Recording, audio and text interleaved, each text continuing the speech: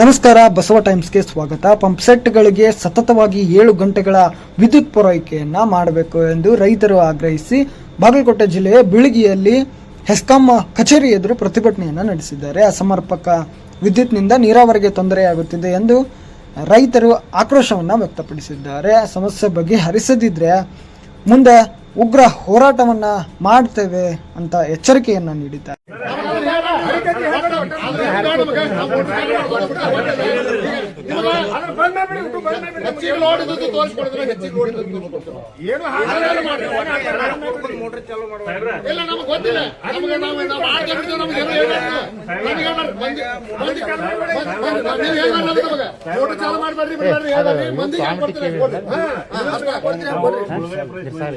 ಒಟ್ಟು ನೀರಿನ ಮಕ್ಕಳು ವಾಸ ಮಾಡೋರ, ಒಟ್ಟು ತಿಪ್ಪಿ ಗುಂಡಿ ಅಲ್ಲಿ ಜನ ಬಾಳವ್ರ ಪರಿಸ್ಥಿತಿ ನೋಡ್ರಿ.